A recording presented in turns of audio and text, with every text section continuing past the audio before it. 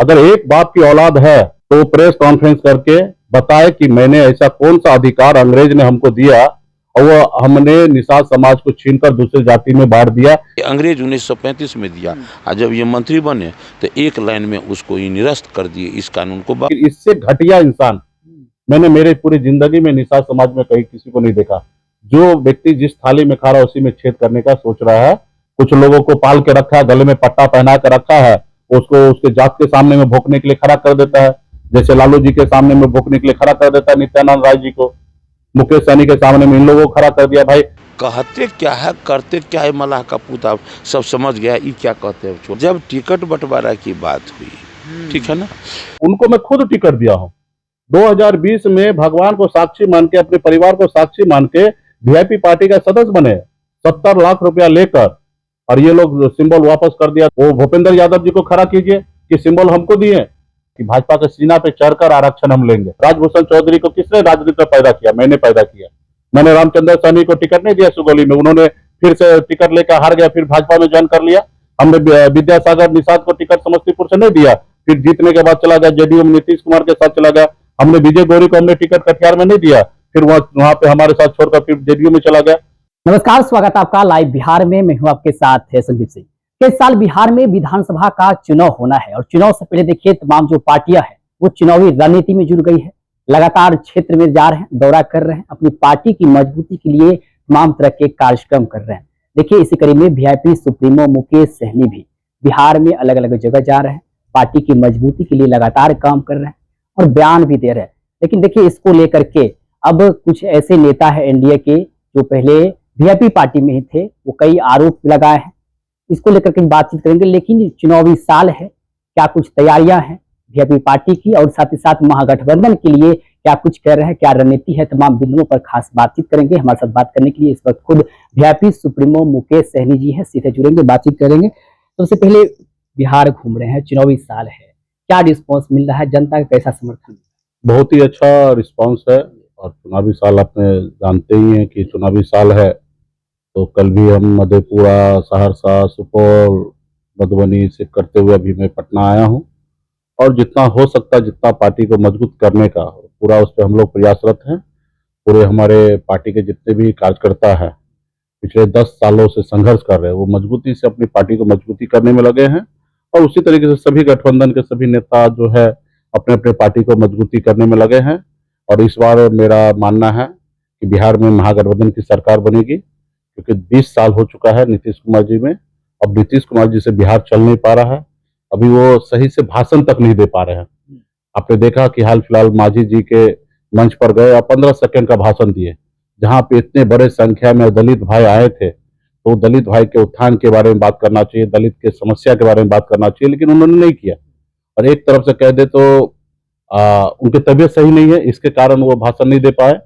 अगर तबीयत स्वस्थ होते तो भला एक लीडर, एक नेता कैसे लोग आएंगे और उसको एड्रेस ना करे। तो कहीं ना कहीं तबीयत अस्वस्थ है और बिहार की जनता ये जान चुकी है। अब नीतीश कुमार पे भरोसा नहीं करने वाले हैं। अभी आपने देखा कि एक सर्वे भी आया जिसमें हमारे महागठबंधन के साथी नेता का दिखाया कि सीएम चेहरा सबसे आगे है, और उससे आगे सिर्फ नहीं 2-3 गुना ज्यादा आगे है। तो जनता इस बार मन बना चुकी है और बिहार में महागठबंधन की सरकार बनेगी। क्षेत्र में जा रहे हैं, अपने समाज के बीच लोगों को संबोधित करते हुए अपने हक अधिकार के लिए बात कर रहे हैं, आरक्षण की बात कर रहे हैं, लगातार कर रहे हैं। लेकिन आप ही के पार्टी के कुछ पुराने नेता है, अब बीजेपी में आ गए हैं, मंत्री बन गए हरीश रावत, उन्होंने आप पे एक बड़ा आरोप लगाया है। उन्होंने कहा है कि नदी, झील, तालाब जो है इन सबों पर पहले से अंग्रेजों के समय से ही मल्लाह समाज का जो साम्राज्य है वो था, लेकिन आप मंत्री बनते ही उनको हटा दिए। किस कानून की बात करें, कैसे देख रहे हैं इसको, कौन सी चीज आप हटा दिए? देखिए, तो हमारे साथ तो है नहीं, और निश्चित तौर पे हमारे साथ नहीं है तो हमारे बारे में तो अच्छा बोलेंगे नहीं। और रहा कि उनके बारे में हम लोग ज्यादा सोचते नहीं है, ना ही उसके बारे में बात करना चाहते हैं। लेकिन बार बार आरोप आप पर लग रहे हैं तो आपको जवाब तो देना होगा ना, कि बार बार आप पे आरोप लगा रहे हैं। अगर आप जवाब देने से हिचक रहे हैं, क्या करेंगे? क्या सच्चाई है ये बात? भाजपा का एक कल्चर ही है कि आरोप लगाना। जो वीडियो में हमने भी सुना कि वो जो सवाल उठाया कि इस तरीके से सारी चीज मैंने सुना, लेकिन अभी हम क्या करें? हम अपना काम करें कि इनके जवाब देते बैठे? ठीक है, तो मेरा मानना है कि मैं अपना काम करूं, अपने लोगों के लिए जो लड़ाई लड़ रहे। आज लाखों लोगों पूरे बिहार में हम वीआईपी पार्टी के आस्था विश्वास के साथ जो है चल रहे हैं, अब वीआईपी पार्टी को आगे बढ़ाने के लिए चल रहे हैं।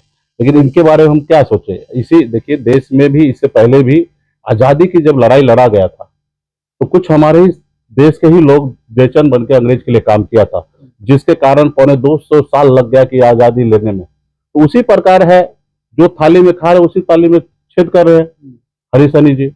उनको आज जो भी जगह पोजीशन मिला है, ये वीआईपी पार्टी या लाखों निषाद जो संघर्ष कर रहे हैं उसी का देन है कि आज वो मंत्री बने हुए हैं। लेकिन उसके बावजूद भी वो अपने फायदे के लिए तरह तरह के आरोप, झूठ बोल रहे हैं, तमाम ऐसी चीजें बोल रहे हैं, तो अभी उसका क्या जवाब दे। अगर मैं कहना चाहूंगा कि हरी सनी जी बताए तो सही, हमने क्या ऐसा निषाद को अंग्रेज ने अधिकार दिया और उसको हमने छीन कर दूसरे में बांट दिया, बताए प्रेस कॉन्फ्रेंस करके। खाली इस तरीके से बोलना कि अधिकार अंग्रेज ने दिया और मुकेश सहनी ने उसको खत्म कर दिया। अरे भाई, आप राज्य का मंत्री हो, अपना कुछ तो गरिमा रखिए। झूठ फैला रहे और इससे झूठ से क्या होगा, मुकेश सहनी कमजोर होगा। मुकेश सहनी कमजोर होगा तो तुम्हारी औकात नहीं रहेगा, तुम कल रोड पे आ जाओगे। अगर मुकेश सहनी है, वीआईपी पार्टी जिंदा है, निषाद समाज अपने हक अधिकार की लड़ाई लड़ रहा है, इसलिए ना तमाम चीजें भारतीय जनता पार्टी हमको कमजोर करने के लिए किया जा रहा है। तो कम से कम आप सोचिए, आप जहां वहां काम करो। और झूठ इस तरीके से फैला रहे हैं कि मुकेश सहनी ने इस तरीके से, मैं तो चैलेंज करता हूं, जो शब्द मुझे नहीं बोलना चाहिए मैं वो बोलता हूं, क्योंकि मुझे तकलीफ हो रहा है। अगर एक बाप की औलाद है हरी सनी जी, तो प्रेस कॉन्फ्रेंस करके बताए कि मैंने ऐसा कौन सा अधिकार अंग्रेज ने हमको दिया और वो हमने निषाद समाज को छीनकर दूसरी जाति में बांट दिया। ऐसा कौन सा ऐसा अधिकार है जो हमने निषाद को छोड़कर दूसरे को हमने दिया। बड़ा चैलेंज दे रहे हैं, बड़ा। हाँ, निश्चित तौर पे है ना भाई, हम बोल रहे हैं वो मेरे सामने में आके डिबेट करे, या आप ही को वो पेपर दिखाए कि ऐसा कौन सा कानून जो है हमने बदल दिया जिसमें निषाद को लाभ मिल रहा था, वो हमारे वजह से वो लाभ मिलना बंद हो गया। ठीक है, तो ये इस तरीके से बताए तो मैंने तो चैलेंज कर रहा हूँ। उसके अलावा भी उन्होंने जैसे टिकट के ऊपर भी सवाल उठाया। हाँ, अब बताइए, उनको मैं खुद टिकट दिया हूँ 2020 में, भगवान को साक्षी मान के, अपने परिवार को साक्षी मान के वीआईपी पार्टी का सदस्य बने और मुझे अपना लीडर मानकर मेरे पास आए। और फिर मैंने उनको 2020 में उनको चुनाव लड़ाने के लिए क्योटी से हमने टिकट दिया। लेकिन उस समय भी वो उन्होंने हमारे साथ गद्दारी किया, समाज के साथ गद्दारी किया। 70 लाख रुपया लेकर, और ये लोग सिंबल वापस कर दिया। 70 लाख रुपया? जी हाँ, 70 लाख रुपया, जो वहां पे क्योटी के जो विधायक है मुरारी झा जी, उनसे 70 लाख रुपया लिए। और 70 लाख रुपया लेने में से हमारे हरी सनी जी हैं, इन्हीं को ज्यादा पैसा मिला। वहां पे स्थानीय विधायक संजय सराबी को पैसा मिला, गोपाल जी ठाकुर वहां के सांसद को पैसा मिला, और नित्यानंद राय जी को पैसा मिला। किसको कितना पैसा मिला मुझे नहीं मालूम है, लेकिन इतना पता है कि 70 लाख रुपया मिला। और इन लोगों से टिकट लेकर, बीजेपी सीट लेकर, वहां पे बीजेपी अपना सिंबल दे दिया और उसके बदले में हमको बताया गया कि किशनगंज में आप चुनाव लड़ लीजिए। आप बताइए कि दरभंगा का सीट छोड़कर हम किशनगंज लड़ने के लिए जाएंगे? मजबूरन फिर हमको किशनगंज में लड़ना पड़ा। और इनको सिंबल हमने दिया था, इन्होंने सिंबल वापस भाजपा को दे दिया, ना ही कि हमारे तक पहुंचाया। जबकि हमको, जब भारतीय जनता पार्टी के नेता, जब हमसे भूपेंद्र यादव जी ने कहा कि ये सीट पे हम ब्राह्मण को लड़ाना चाहते हैं, हमने सीधा कह दिया कि ये नहीं हो सकता है, हमने सिंबल ऑलरेडी हरी सनी को दे दिया है, वो चुनाव मैदान में हम ऐसा कुछ नहीं कर सकते। तो उन्होंने इनसे बात करके और सिंबल वापस ले लिया। और जिसका कारण है कि जब हमारी लड़ाई हुआ भाजपा से, उसके बाद वो हमें बाहर कर दिए, और उसके बाद हमारा जो एमएलसी है हरी सनी को दे दिए। मुकेश सहनी को कमजोर करने के लिए इनको मंत्री भी बना दिए हैं। तो इन्होंने हमारे साथ कितना बड़ा गद्दारी किया। हम कोई सिनेमा हॉल का टिकट थोड़े बांटे, हम विधायक का टिकट बांटते हैं। जहां चुनाव लड़ सकता है, जहां जीत सकता है, जो समीकरण हो सकता है, वहीं पे हम लोग चुनाव लड़ाएंगे।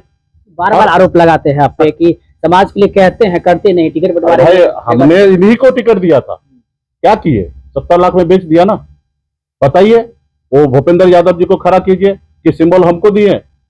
आज अगर मेरा सिंबल था, मैंने उनको टिकट दिया था, आपको मैं वो वीडियो प्रोवाइड कर दूंगा जिसमें हरी सनी ने हमसे किस तरीके से मुझे नेता मान के वीआईपी पार्टी का सदस्य ग्रहण किए थे। उसके बाद उन्होंने भाजपा के गोद में जाकर बैठ गया। तो हमारे साथ, हमारे पार्टी के साथ, समाज के साथ गद्दारी की है इन्होंने। तो इस तरीके से इनका चाल चलन है, अपने परिवार के लिए, अपने लिए काम कर रहा। हमने अपनी जिंदगी में पूरे बिहार में निषाद समाज, लाखों निषाद समाज के साथ काम किया, लेकिन इससे घटिया इंसान मैंने मेरे पूरी जिंदगी में निषाद समाज में कहीं किसी को नहीं देखा। जो व्यक्ति जिस थाली में खा रहा है उसी में छेद करने का सोच रहा है, इससे घटिया पढ़े लिखे समझदार आदमी हमें मानता था।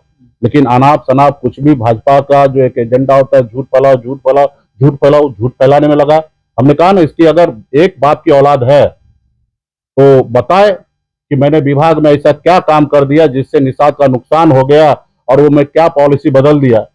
अगर मान लीजिए 70 साल से अगर कोई आजादी से पहले अगर कोई स्कीम चलते आ रहा है तो कोई मंत्री उसको बदल देगा? कभी नहीं बदल सकता है। वो जब तक उसको बिल के तौर पे पास नहीं किया जा सकता है, विधानसभा के पटल में नहीं लाया जाएगा, जब तक कानून संशोधन नहीं लाया जाएगा तब तक कोई अधिकारी नहीं चेंज हो सकता। तो इनको कुछ जानकारी नहीं है। भाजपा का जो स्कीम है, झूठ फैलाओ, जितना झूठ फैला सकते हो वो झूठ फैलाओ, तो फैलाने में लगे हुए हैं। इस तरह के आरोप के पीछे इनका क्या मकसद है, क्यों आरोप ऐसा लगा? समाज, उनको भी पता है समाज हमारा ज्यादा पढ़ा लिखा नहीं है, एजुकेशन में कमी है, सोशल मीडिया से दूर है, तो ये चाहते हैं कि कुछ ऐसा बात बोले जो लोगों को मुकेश सहनी से नफरत हो जाए। और मुकेश सहनी से नफरत होगा तो निश्चित तौर पर मुकेश सहनी खत्म होगा, और मुकेश सहनी खत्म होगा तो फिर इन लोगों का अपना राज आ जाएगा। ठीक है, भाजपा का राज आ जाएगा। तो आज मैंने कहा ना कि भाजपा के सीना पे चढ़कर आरक्षण हम लेंगे। अगर आरक्षण नहीं दिया तो इससे उनको सत्ता से बाहर कर उस जगह पे पहुंच के आरक्षण लेंगे, ये हमने संकल्प लिया है। तो ये लोग झूठ बोल के अपना काम कर रहे हैं। ठीक है, कोई आगे बढ़ रहा है तो उसको कमजोर करने में, देखो हमारे पार्टी को तोड़ दिया, हमारे विधायक को ले लिया। तो ये भाजपा का कल्चर है, और भाजपा ने कुछ लोगों को पाल के रखा है, गले में पट्टा पहना के रखा है, उसको उसके जात के सामने में भोंकने के लिए खड़ा कर देता है। जैसे लालू जी के सामने में भोंकने के लिए खड़ा कर देता है नित्यानंद राय जी को, मुकेश सहनी के सामने में इन लोगों को खड़ा कर दिया। भाई हमने टिकट नहीं दिया, राजभूषण चौधरी को किसने राजनीति में पैदा किया? मैंने पैदा किया। मैंने रामचंद्र सहनी को टिकट नहीं दिया सुगौली में, उन्होंने फिर से टिकट लेकर हार गया, फिर भाजपा में ज्वाइन कर लिया। हमने विद्यासागर निषाद को टिकट समस्तीपुर से नहीं दिया, फिर जीतने के बाद चला गया जेडीयू में, नीतीश कुमार के साथ चला गया। हमने विजय गौरी को हमने टिकट कटिहार में नहीं दिया, फिर वहां पे हमारे साथ छोड़कर फिर जेडीयू में चला गया।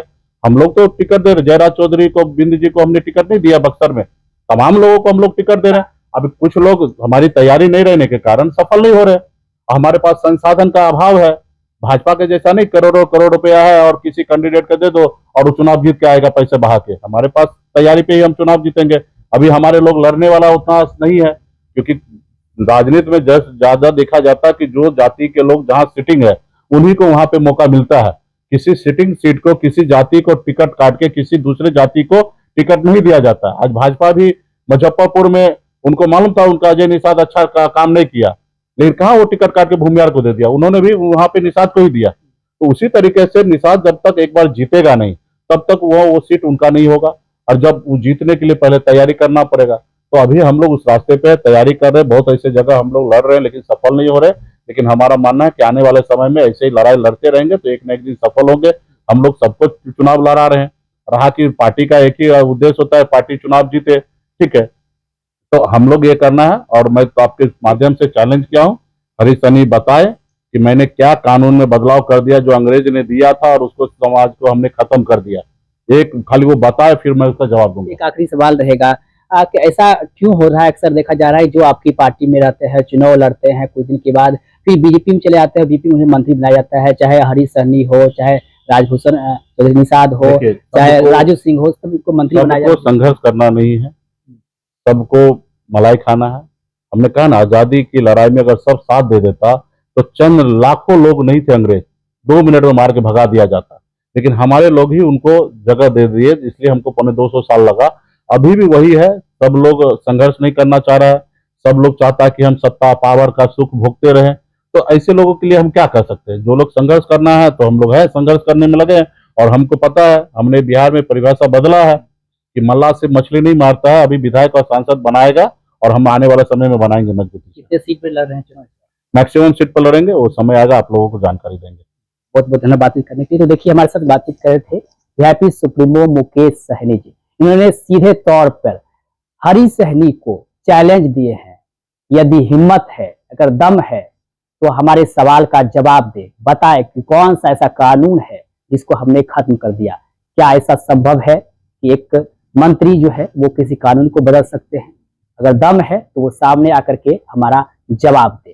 साथ ही साथ विधानसभा चुनाव को लेकर के हमने खास बातचीत किया है। टिकट को लेकर के जो आरोप लग रहे हैं उसको लेकर के भी हमने बातचीत की है, लेकिन साफ तौर पर हरीश सहनी पर ही आरोप लगा रहे हैं कि 70 लाख रुपये लेकर के उन्होंने टिकट का जो है घपलेबाजी किया है, और भी कई तरह के आरोप लगा है। अब देखने वाली बात होगी कि हरीश सहनी जो है इनका उत्तर देते हैं या नहीं, यह तो वक्त बताएगा। फिलहाल इस खबर में इतना ही और वैसे तमाम को देखते रहे लाइव बिहार। आप सभी का बहुत बहुत धन्यवाद।